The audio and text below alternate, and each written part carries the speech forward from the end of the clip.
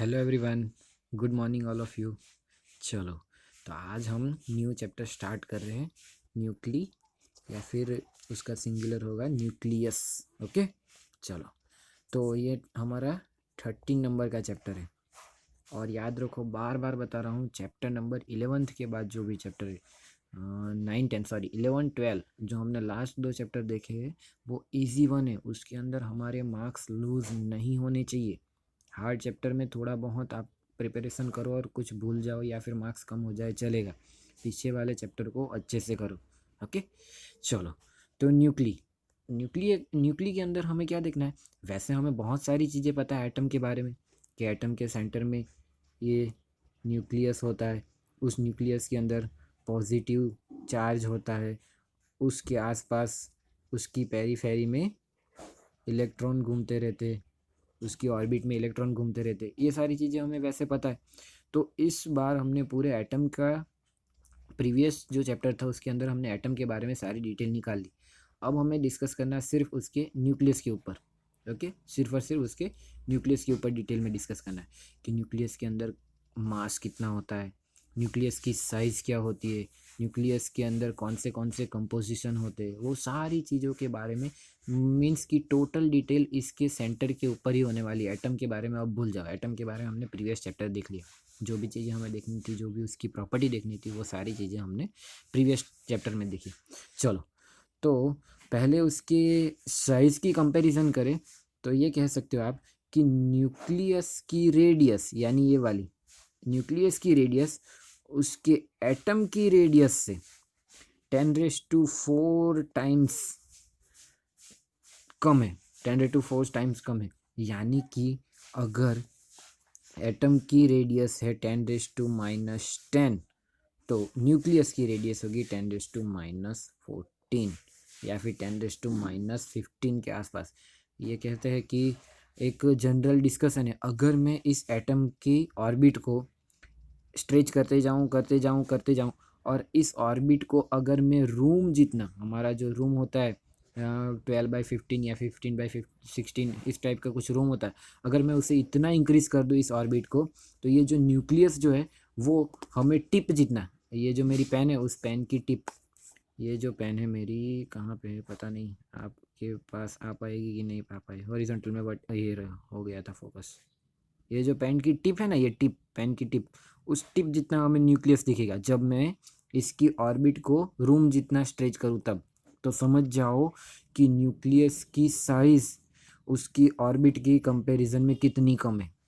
इसी वजह से हमने प्रीवियस चैप्टर में देखा था कि एटम पूरी तरीके से होलो है। वो अल्फा स्कैटरिंग वाला एक्सपेरिमेंट, ये रिमेंबर है? जब अल्फा स्कैटरिंग अल्फा पार्टिकल को इसके अंदर से पास, थ्रू आउट से पास किया जाता है, तो ऐसे ही बाहर निकल जाते हैं, बहुत कम स्कैटरिंग होता है।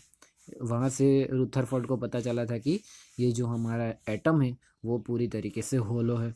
और एक और चीज़ हमें पता चली थी कि न्यूक्लियस एटम के अंदर, उसके अंदर जितना भी मास होता है वो उसके 99.99% मास जो है वो उसके न्यूक्लियस के अंदर होता है। समझो, एटम का जो भी मास है उसका सारा मास उसके न्यूक्लियस के अंदर को सेंटर हुआ है, कंप्रेस होकर हुआ है। ओके, ये होलो है, बट उसका जो भी मास है वो सारा यहाँ पे। क्लियर हो रहा है? तो चलो, तो अब आज हम सबसे पहले न्यूक्लियस के मास से ही स्टार्ट करते हैं। Mass of nucleus, nucleus mass अच्छे से समझ लेना एक एक करके। हम ये देखो, पिछले वाला जो चैप्टर है ना, उससे ये वाला चैप्टर इजी वन है। पहले तो एक चीज़ रिमेंबर रखो कि ये वाला चैप्टर थोड़ा इजी वन है, बट ये वाला चैप्टर थोड़ा लेंथी है, और इस वाले चैप्टर में थोड़ी ज़्यादा डिटेलिंग है। मतलब कि आपको थोड़ा ज़्यादा रिमेंबर रखना होगा, बट इजी टॉपिक है। जो प्रीवियस में देखा था उससे भी थोड़ा इजी वन है। चलो, तो सबसे पहले मास की ही बात करते। तो मास के लिए हमें यूनिट पता है किलोग्राम, बट न्यूक्लियस पूरे के पूरे स्पेस में या फिर पूरे के पूरे यूनिवर्स में सबसे कम साइज वाला कंपोनेंट है, तो उसके पास मास भी सबसे कम होगा दूसरों की कंपैरिजन में। जैसे इस पेन की कंपैरिजन में इसके अंदर जो एटम होता है, एटम के अंदर जो न्यूक्लियस होता है, उसका मास बहुत ही कम होगा। तो तब इतने कम मास को किलोग्राम में एक्सप्लेन करना या फिर किलोग्राम में एक्सप्रेस करना बहुत ज़्यादा अच्छा नहीं रहेगा। तो उस वजह से न्यूक्लियस के मास को या फिर एटम के मास के लिए हम एक और यूनिट डेवलप करेंगे जिसे कहते हैं एटॉमिक मास यूनिट। क्या कहते हैं? एटॉमिक मास यूनिट, जिसे सिर्फ पहले एएमयू से लिखते थे, एएमयू से भी लिख सकते हो या फिर सिर्फ यू से भी लिख सकते हो, यूनिफाइड मास ऐसा बोलो तब भी वो यही है। तो 1 unified mass is equal to how much of kg, हमें किलोग्राम को एक यूनिफाइड मास में कन्वर्ट करना है। तो ऐसे जनरल डिटेल है कि कार्बन एटम 6C12 के मास को अगर मैं मास ऑफ कार्बन एटम 6C12 को अगर मैं 12 से डिवाइड कर दूं तब जो मास मिलेगा वो यूनिफाइड मास होता है। और अब ये जो कार्बन का मास है वो कितना होता है यहाँ पे लिखा हुआ है, देखो। ये नंबर आपको रिमेंबर नहीं रखना है, बट यहाँ पे आ रहा है तो मैं आपको दिखाते रहूँगा, हमें करना होगा। ओके चलो, यहाँ पे कैलकुलेशन है, दिख रही है मेरे कैमरा के नीचे, इस कैमरा को इस तरफ ले लेते हैं। देखो यहाँ पे कैलकुलेशन है। तो mass of carbon atom is equal to 1.99267 into 10⁻⁻26 kg mass of 1 carbon atom divide by 12 करोगे तो जो भी आंसर आएगा उसे हम कहेंगे हमारा यूनिफाइड मास। ओके, उसे क्या कहेंगे हम लोग? हमारा यूनिफाइड मास। मैं ये थोड़ा इंक्लाइन लिख रहा हूँ इसीलिए आपको लगेगा शायद कैमरा प्रॉपर रखा हुआ है। 1.60539 इंटू 10⁻⁻27 kg, या फिर 1 unified mass is equal to, ये नंबर याद रखो, 1.66 या फिर 1.67, 66 इंटू 10⁻⁻27 kg। क्लियर हो रहा है? तो ये है हमारे यूनिफाइड मास की वैल्यू, ये वैल्यू याद रखना हमारे लिए सबसे ज़्यादा जरूरी। अब थोड़ा ध्यान देना, अब ध्यान देना। अब मैं कुछ एक बहुत ही डिटेल में किसी एक टॉपिक के ऊपर डिस्कस करने वाला हूँ। मुझे कैमरा को फिर से यहाँ पे ही लेना होगा। अब देखो इस लाइन को पढ़ो, इस लाइन को पढ़ो। कौन सी वाली लाइन? इसे इस तरफ ले लो, जस्ट मीट। हाँ, कुछ डिफरेंट दिखाने वाला हूँ इस वजह से। ये जो मैं ब्रैकेट कर रहा हूँ ना, नहीं, ये जो 2-3 लाइन है पढ़ो, मैं पढ़ने वाला हूँ, ध्यान देना यहाँ पे। अरे यार ध्यान देना। The atomic mass of various elements express in atomic unit are close to be integral multiple of mass of hydrogen atom. पहले तो ये पता चला, नहीं पता चला तो समझो कि किसी भी एलिमेंट्स का टोटल एटॉमिक मास वो हाइड्रोजन एटम के एटॉमिक मास के मल्टीपल इंटीग्रल में होगा। यानी कि हाइड्रोजन मास का एक्चुअली में हाइड्रोजन क्या है, यहाँ पे देखते जाओ कैमरा में। एक्चुअली में हाइड्रोजन है 1H1, तो 1H1 यानी कि उसके पास एक ही एटॉमिक मास यूनिट है। तो हाइड्रोजन का मास जो है वो एक्चुअल में 1 यूनिफाइड मास है। अब जब किसी और एलिमेंट के एटॉमिक मास की बात करो तो वो 1 यूनिफाइड मास के मल्टीपल में होगा। क्लियर हो रहा है? यानी कि हाइड्रोजन मास के मल्टीपल में होगा। ओके चलो, अब एक और चीज़ देखनी है हमें, देखते रहना, डेफिनेशन अच्छे से समझ लेना। कहाँ पे है? मुझे जो लाइन आपको दिखानी थी, या फिर मैं अपनी तरीके से लिख दूंगा फिर। Mass spectrum, the measurement item.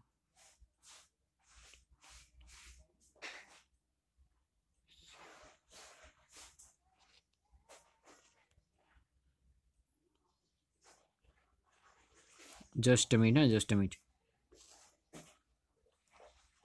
Okay, मिल गई मुझे वो लाइन, वो बीच में थी ना इस वजह से नहीं मिल रही थी। फिर से घूम गई। कहाँ गया? थे कर द सेम प्लेस।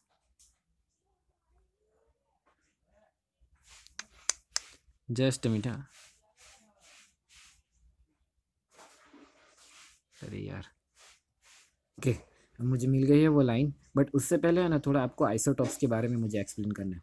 चलो, तो अब हम बात करने वाले हैं मास के अंदर ही, मास वाले टॉपिक के अंदर ही आइसोटॉप्स के बारे में। यस है आइसोटॉप्स। तो अच्छे से समझ लेना आइसोटॉप्स क्या है। तो किसी एक कंपोनेंट की या फिर जब डिफरेंट एलिमेंट्स की केमिकल प्रॉपर्टी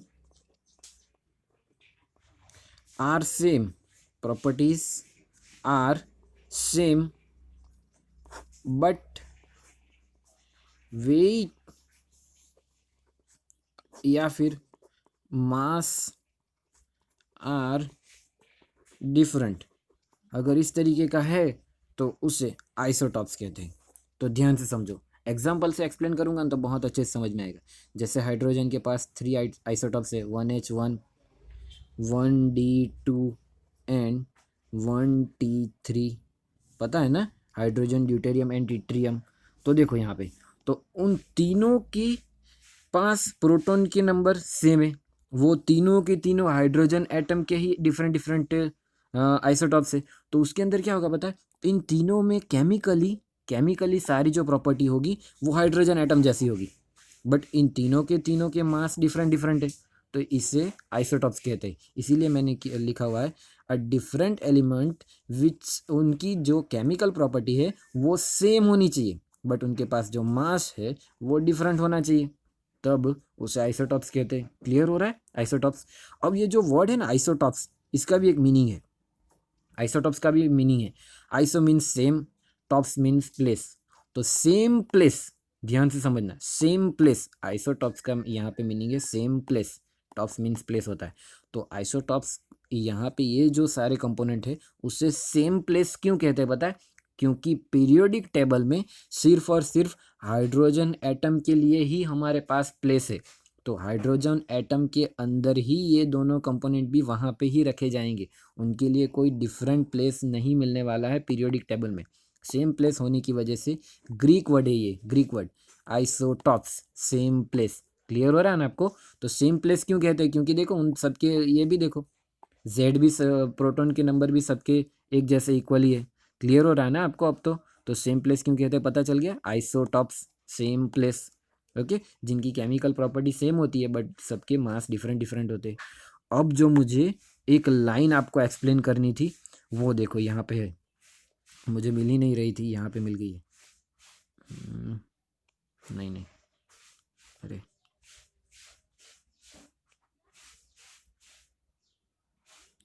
इस ब्रैकेट के अंदर, चलो, इट इज फाउंड दैट, ध्यान से देखना, it is found that practically every element, ध्यान से देखना, वर्ड को सुनना है, एक एक वर्ड को सुनना है, इसे अच्छे से समझना है। It is found that practically every element consist of mixture of several isotopes, यानी कि हर एक एलिमेंट में, जैसे कि हाइड्रोजन एटम को ही पकड़ के लो, या फिर यहाँ पे क्लोरीन का एग्जांपल दिया हुआ है तो चलो क्लोरीन पकड़ते हैं। तो क्लोरीन एक एलिमेंट है, तो क्लोरीन के अंदर एक्चुअल में क्या होगा पता, क्लोरीन का मास कितना हमें क्या पता है, 35.47 समथिंग यूनिफाइड मास। तो क्लोरीन के पास मास है 35.47 मास, बट ये मास जो है ना वो कोई अकेले क्लोरीन एटम का नहीं है, उसके अंदर क्या होगा पता है, क्लोरीन के डिफरेंट डिफरेंट आइसोटॉप्स का मिक्सचर होगा और उन सब का रिलेवेंट मास, टोटल मास ये हो रहा होगा। तो ध्यान से समझना, फिर से मैं पढ़ रहा हूँ। It was found that practically every atom, यहाँ पे हमने क्लोरीन लिया हुआ है, every atom consist the mixture of several isotopes. तो हर एक एटम में अप्रोक्सीमेटली, यहाँ पे एक वर्ड ऐड करना चाहूँगा अप्रोक्सीमेटली, क्योंकि जरूरी नहीं है हर बार हो but most of the case में होता ही है। तो approximately it is found that practically every elements consist the mixture of isotopes, the relevant boundants of different isotopes different differs the elements to elements। अब उसके अंदर जो, ये देखो यहाँ पे ध्यान से सुनना, ये जो सेकंड लाइन है ना उसका मीनिंग ये है कि क्लोरीन एटम में जो भी आइसोटॉप्स होंगे उनकी आइसोटॉप्स के अंदर वैल्यू कितनी होगी, ये लिखा हुआ ना वर्ड रिलेवेंट बाउंडेंस, तो अबेंडेंस, सॉरी बाउंडेंस बोल रहा हूँ, अबेंडेंस यानी कि पकड़ के चलो कि परसेंटेज कितना होगा। मान के चलो कि क्लोरीन एटम के अंदर, यहाँ पे एग्जांपल है वही देखते हैं, देखो क्लोरीन एटम के अंदर दो आइसोटॉप्स है, 34.98 यूनिफाइड मास का एक आइसोटॉप्स है and the second isotope was 36.98 मास। ये दो मास के दो आइसोटॉप्स क्लोरीन एटम में होते, तो उसके अंदर उनका अबेंडेंस होगा, ये जो फर्स्ट है ना उसके परसेंटेज में लिख रहा हूँ 75.4% जितना ये मास होगा क्लोरीन के अंदर। उसी क्लोरीन के अंदर ये मास होगा 24.6%। 100% होना ही चाहिए, देखो 100% होता है कि नहीं होता है, आप देख सकते हो 100% होता है एग्जैक्टली। ओके, तो यहाँ पे मैं ये कहने की कोशिश कर रहा हूँ कि क्लोरीन एटम में दो आइसोटॉप्स है। तो सबसे पहले याद रखो कि every atom has the mixture of different different isotopes. और सेकंड लाइन ये याद रखो कि जो ये आइसोटॉप्स है उसके अंदर, ये जो आइसोटॉप्स है उसके अंदर उनका वेट या फिर उसके अंदर उसके परसेंटेज कितने होंगे, कि टोटल एटम के अंदर ये जो आइसोटॉप्स है इतने परसेंट है, टोटल एटम के अंदर ये जो आइसोटॉप है वो इतने परसेंट है। वो हर एक डिफरेंट डिफरेंट एटम के लिए डिफरेंट डिफरेंट परसेंटेज होता है। समझ में आ रहा है ना। जब हम हाइड्रोजन एटम की बात कर रहे हैं, देखो यहाँ पे हाइड्रोजन एटम के अंदर भी ये तीन आइसोटॉप्स है, तो हाइड्रोजन एटम में ये कहते हैं कि 1H1 वाला जो आइसोटॉप्स है ना, यानी कि 1.0078 यूनिफाइड मास वाला आइसोटॉप्स जो फर्स्ट है जिसका वेट इतना है, वो 99.985% जितना होता है। इतना सारा परसेंटेज सिर्फ हाइड्रोजन एटम का ही होता है, ये फर्स्ट वाले का। इसका जो है सेकंड, उसका मास है 2 पॉइंट समथिंग समथिंग है, देखो यहाँ पे ऊपर भी देख सकते हो 2 पॉइंट समथिंग समथिंग, हाइड्रोजन के 2 टाइम्स है तो 2 पॉइंट समथिंग समथिंग है वो। और ये जो 3 पॉइंट समथिंग 0.62 कुछ भी लिख दो, ये यहाँ पे 2 होना चाहिए, 0032 कुछ भी लिख दो। इन दोनों का मिला के मास जो है हाइड्रोजन एटम में सिर्फ और सिर्फ 0.02% है, बाकी का सारा वेट इसी का है। इसीलिए हमें हाइड्रोजन एटम जो मिलता है उसमें हमें लगता है कि सिर्फ यही वेट है, क्योंकि 99.98% तो यही मास है। क्लियर हो रहा है। तो एक हाइड्रोजन एटम में भी डिफरेंट डिफरेंट आइसोटॉप्स हो सकते हैं। याद रखो हर एक एलिमेंट जो है वो डिफरेंट डिफरेंट आइसोटॉप्स के मिक्सचर की वजह से बना हुआ है, और उसके अंदर उसके डिफरेंट डिफरेंट आइसोटॉप्स का मास कितना होगा परसेंटेज में, वो हर एक में सेम टू सेम नहीं होगा कि एक में 75.4 और 26.6 हुआ तो हर एक में यही रेशियो मेंटेन रहेगा, ये रेशियो भी डिफरेंट डिफरेंट चेंज होते रहेगा। अब हम क्या करेंगे पता है, हम मेज़र करेंगे कि अगर मैं इस वाले वेट का 75.4 निकालूं और इस वाले वेट का 24.6 निकालूं, तो टोटल जो वेट है वो हमें क्लोरीन एटम के वेट जितना मिलता है कि नहीं मिलता है। और यहाँ पे देखो कैलकुलेशन भी देके रखिए, दिख रहा है आपको। तो देखो मैं यहाँ पे कैलकुलेशन करने वाला हूँ, यहाँ पे देखते रहना।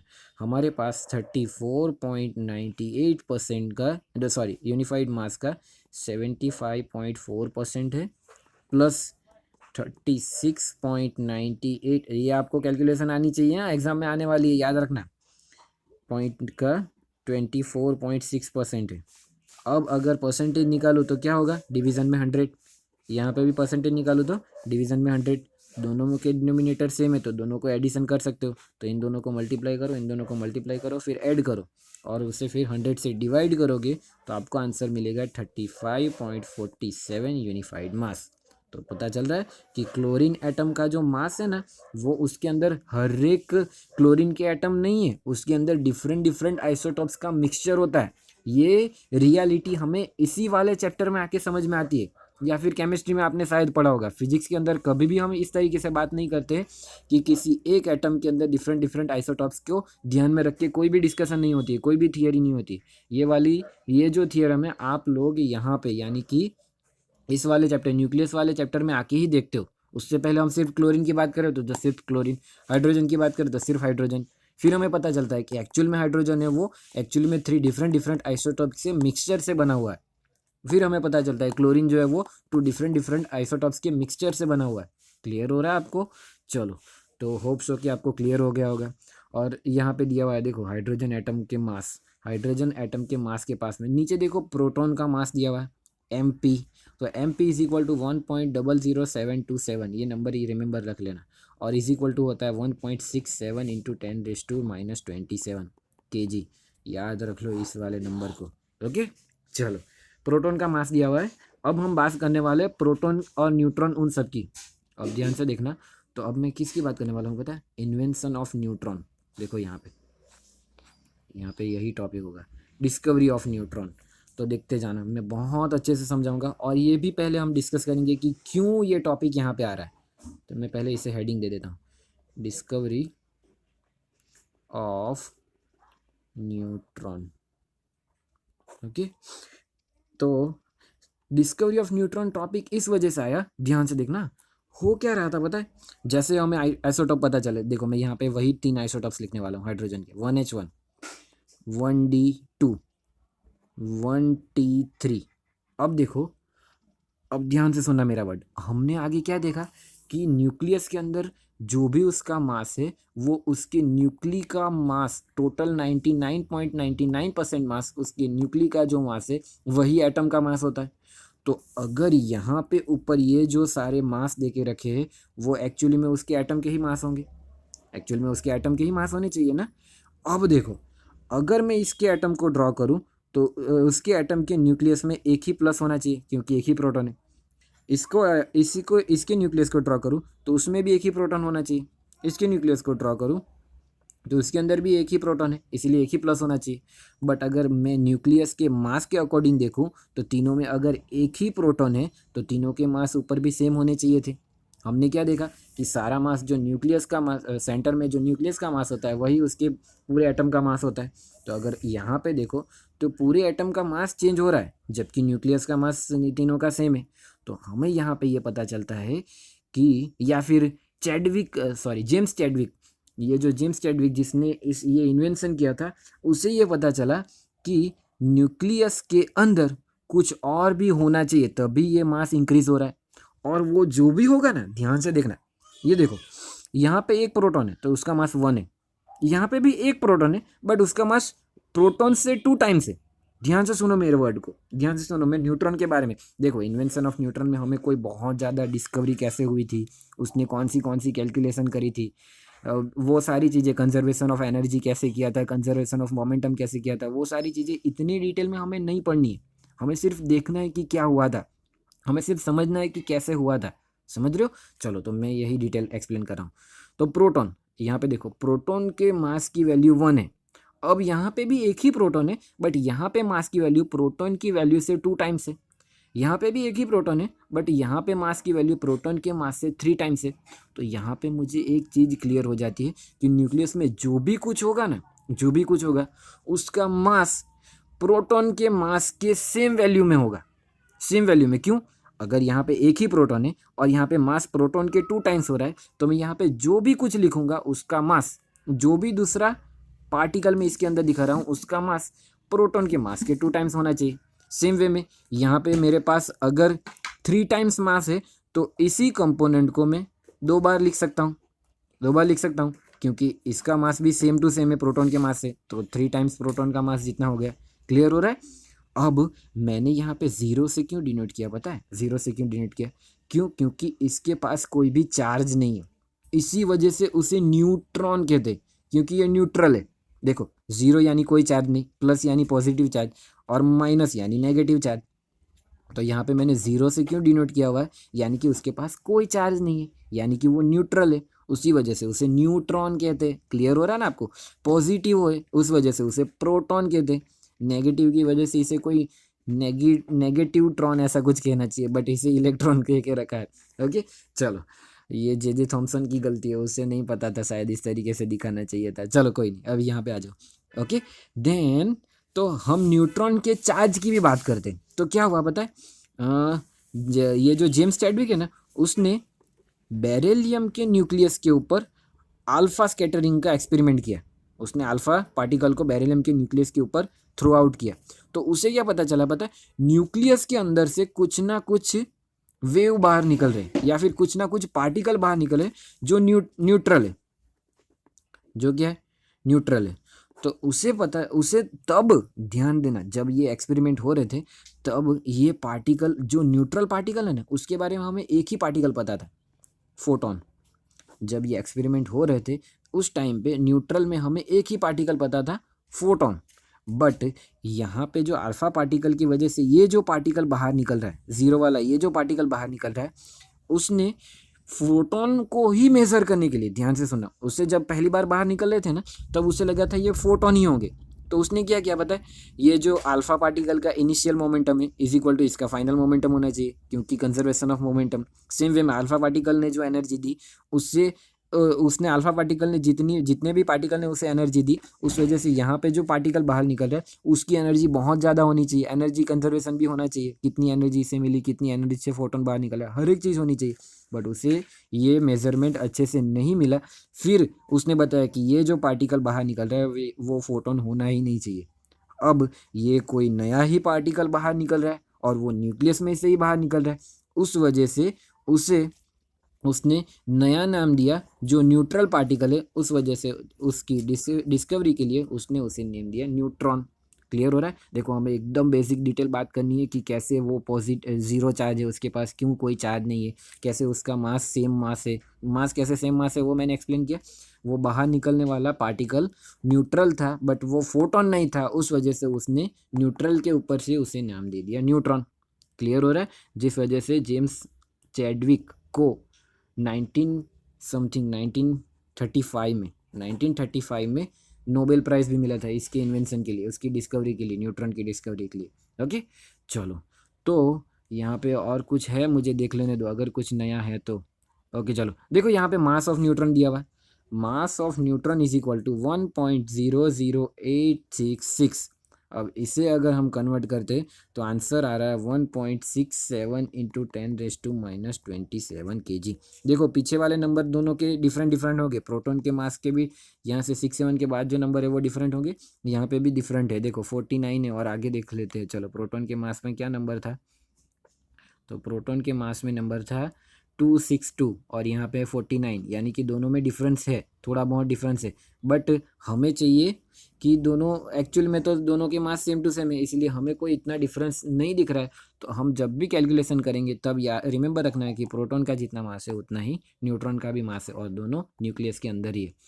अब देखना आज के वीडियो का मोस्ट IMP टॉपिक मैं दिखाने वाला हूँ। मोस्ट IMP टॉपिक मैं इसलिए बोल रहा हूँ क्योंकि ये टॉपिक में से अप्रोक्सीमेटली हर साल कुछ ना कुछ MCQ में क्वेश्चन होता ही है। तो अब हम देखने वाले हैं 3 डिफरेंट टाइप्स ऑफ एटम। तो क्या होता क्या है, तो देखो एक के बारे में मैंने अभी बताया आइसोटॉप्स, उसी तरीके से एक और चीज़ है आइसोबार, और सेम वे में एक और थर्ड चीज़ भी है जिसे कहते हैं आइसोट्रॉन। देखते जाओ, अब मैं इसे एक्सप्लेन करने वाला हूँ। सब में आइसो तो है ही, आइसो यानी कि सेम, आपको पता है आइसो यानी कि सेम, यहाँ पे लिख देते हैं। चलो same same same, okay iso. अब टॉप्स यानी कि प्लेस, ये भी मैंने बताया। बार यानी कि यहाँ पे बात हो रही है मास की, ध्यान से समझना, मैं एक्सप्लेन करूँगा कि क्या है। ट्रोन यानी कि यहाँ पे बात हो रही है न्यूट्रॉन की, अच्छे से समझना। हाँ तो देखो आइसोटॉप्स यानी कि सेम प्लेस, यानी कि जिसके पास प्रोटॉन की नंबर सेम है या फिर जो पीरियोडिक टेबल में एक प्लेस पे रखे हुए, उसे आइसोटॉप्स कहते हैं। आइसोबार, इसका नेम, बार का ग्रीक वर्ड, ये जो है ना ग्रीक वर्ड बार, उसका क्या मीनिंग होता है मुझे नहीं पता है, बट ये मैं आपको ट्रिक दे रहा हूँ। बार कब मैंने याद रिमेंबर करो, बार कहाँ पे आया था, तो जब भी हम पास्कल की बात करते हैं यानी कि प्रेशर की बात करते हैं तब उसे हम बार में डिनोट करते हैं। रिमेंबर हो रहा है, हम प्रेशर को बार में डिनोट करते हैं। तो प्रेशर किस वजह से जनरेट होता है, उसके पास कुछ ना कुछ मास होगा, उस वजह से वो कुछ ना कुछ एरिया पे फोर्स अप्लाई करेगा। ये ट्रिक दे रहा हूँ, ट्रिक दे रहा हूँ। तो वो फोर्स अप्लाई करेगा किसी ना किसी एरिया के ऊपर। जो फोर्स कहाँ से मिलेगा, उसके मास की वजह से, mg force upon unit area, याद है ना, pressure is equal to force upon unit area. तो मैं यहाँ से ये कहने की कोशिश कर रहा हूँ कि मास की वजह से फोर्स होता है, फोर्स किसी एरिया के ऊपर लगने की वजह से प्रेशर जनरेट होता है, और प्रेशर की यूनिट बार है। तो मैं सिर्फ एक ट्रिक निकाल रहा हूँ कि यहाँ पे जो बार है ना, बार, उसको आपको अच्छे से समझना है कि ये मास की बार हो रही है। यानी कि जब भी किसी कंपोनेंट के पास सेम मास होगा, किसी भी दो कंपोनेंट के पास, तो उसे हम आइसोबार कह सकते हैं। सेम वे में आइसोट्रॉन, तो ट्रॉन यानी कि न्यूट्रॉन समझो, ट्रॉन का भी कुछ ना कुछ एक्चुअल में मीनिंग हो रहा होगा। ये मुझे है ना वो गेम ऑफ थ्रोन्स जैसा, थ्रोन जैसा कुछ लग रहा है। थ्रोन यानी कि थ्रोन तो किंग की सीट होती है, उस तरीके से नहीं है। यही रिमेंबर रखो, न्यूट्रॉन में भी ट्रॉन है, आइसोट्रॉन में भी ट्रॉन है। तो रिमेंबर रखो कि जहाँ पे ट्रॉन लिखा हुआ आइसोट्रॉन, तो वो न्यूट्रॉन की बात कर रहे हैं। सेम न्यूट्रॉन जब होते हैं तब उसे आइसोट्रॉन कहते हैं, सेम मास जब होता है तब उसे आइसोबार कहते हैं, और जब उनके अंदर प्रोटॉन की नंबर सेम होती है यानी कि प्लेस सेम होते हैं तब उसे आइसोटॉप्स कहते हैं। अगर इसमें नहीं समझ में आ रहा है तो अब जब मैं एग्जाम्पल से समझाऊंगा तो क्लियर हो जाएगा। देखते जाओ देखते जाओ। यहाँ पे अगर मैं एग्जाम्पल लिखूँ तो यही सबसे फेमस 1H1 1D2 और 1T3। देखो तो यहाँ पे देखो तीनों के पास उससे पहले चलो ये तीनों को एग्जाम्पल से समझने से पहले थोड़ी सी और डिस्कशन कर लेते हैं सिंबल की। तो देखो हम कभी भी अब आगे से कभी भी अगर हमें किसी एलिमेंट को दिखाना है तो हम इस तरीके से दिखाएंगे ZXA। वैसे ये आपने केमिस्ट्री में पढ़ा ही हुआ है, कभी कभी यहाँ पे ए लिखा होता है, इस तरीके से भी लिखते हैं ZXA, बट मैं इसी तरीके से मैं लिखता हूँ, इस वजह से मैं यहाँ पे एक्सप्लेन करूँगा। देखते जाओ। तो ये जो Z है ना वो प्रोटॉन की नंबर है। ओके प्रोटॉन की नंबर कितनी होती है वो Z है हमारा, और उससे ही हमारा एलिमेंट नंबर भी कहते हैं। और सेम वे में ये जो A है ना वो मास ऑफ एलिमेंट है, मास ऑफ एलिमेंट है, तो उसे A से डिनोट करते हैं। या और ये जो X है ना उसे न्यूक्लाइड कहते हैं। क्या कहते हैं? मैं लिखता हूँ न्यूक्लाइड।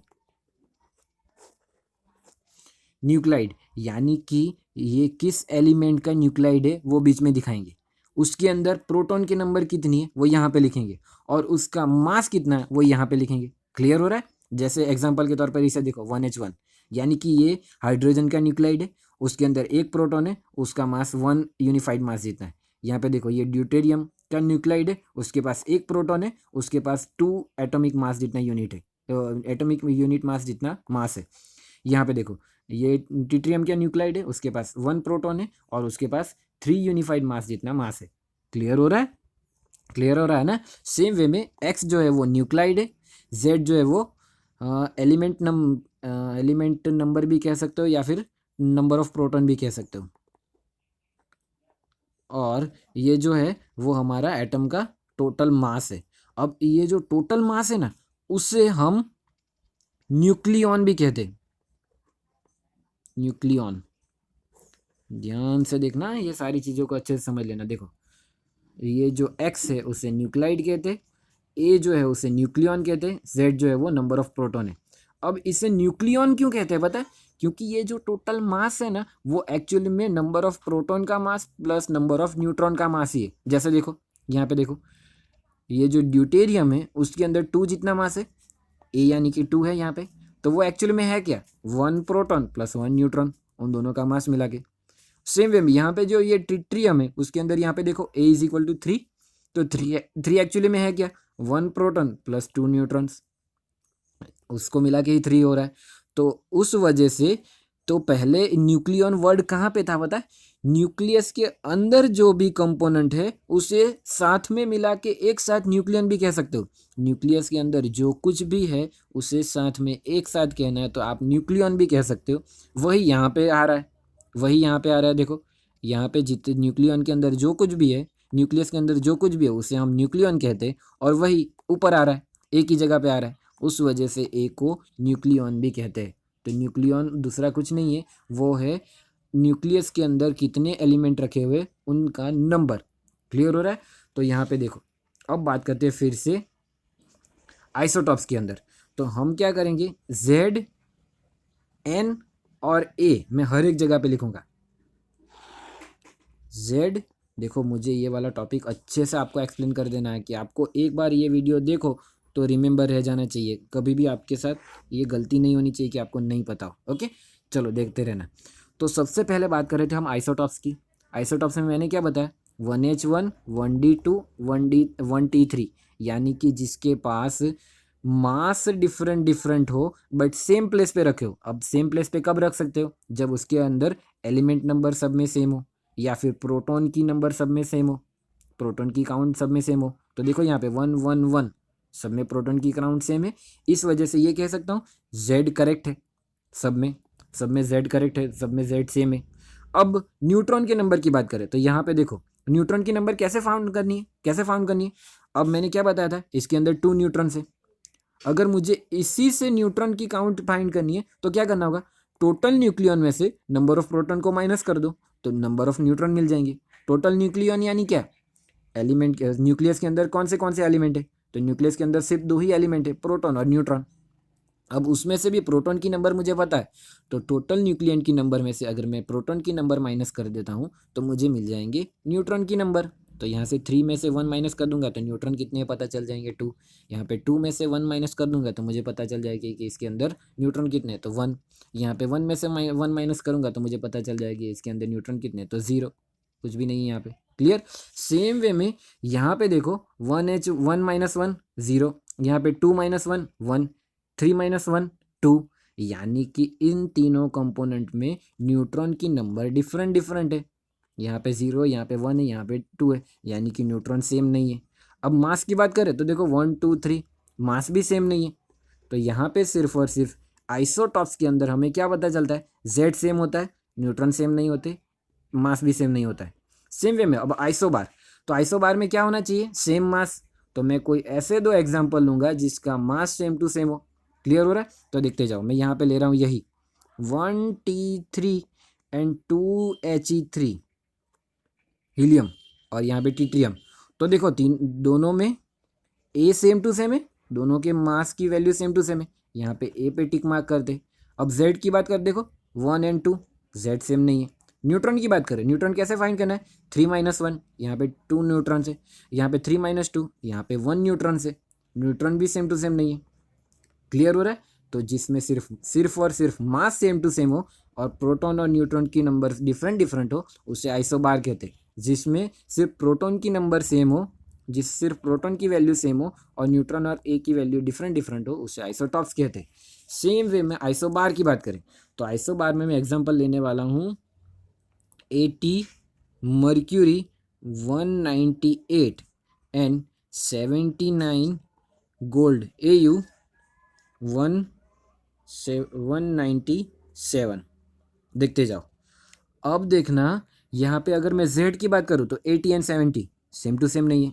ए की बात करूँ तो 198 एंड 197 सेम टू सेम नहीं है। अब जब आप 198 में से 80 माइनस कर दोगे तो आंसर आएगा 811118। और सेम वे में 197 में से 79 माइनस करोगे तब भी आंसर आएगा 118। तो यहाँ पे क्या पता चल रहा है, ये दोनों न्यूक्लियन डिफरेंट डिफरेंट है, दोनों के प्रोटॉन नंबर डिफरेंट डिफरेंट है, दोनों के टोटल मास की वैल्यू डिफरेंट डिफरेंट है, फिर भी उन दोनों में number of neutron same to same है, उसीलिए उसे आइसोट्रॉन कहते हैं, सेम न्यूट्रॉन। क्लियर हो रहा है, तो आपको यहाँ पे ये वाला ब्रैकेट, ये वाला जो मैंने ये तैयार करके रखा है इसे बहुत अच्छे से समझ लेना है। आइसोटॉप्स, आइसोबार एंड आइसोट्रॉन, और ये रहा आइसोट्रॉन। ओके, सेम जेड, सेम ए, सेम एन।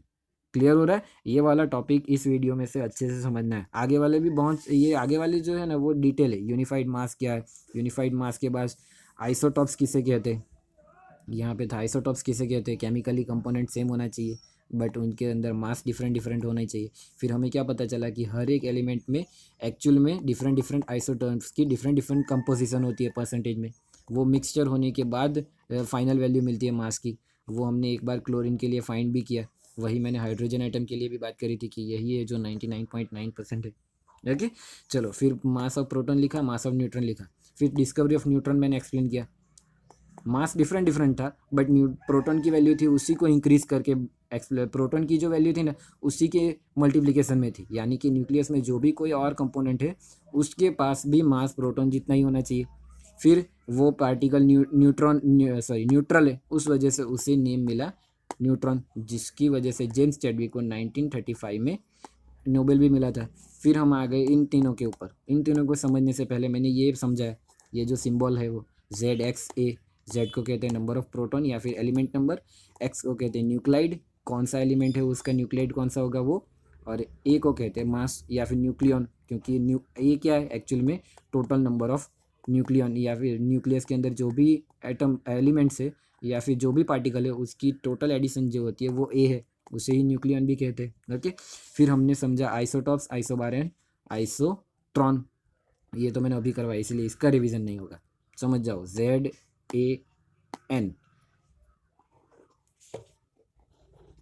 चलो, तो यहाँ पे हम लोग ख़त्म करते हैं ये वाला वीडियो। आप अच्छे से देखना और इन तीनों को अच्छे से समझ लेना और रिमेंबर कर लेना। चलो बाय बाय, मिलते हैं नेक्स्ट टाइम।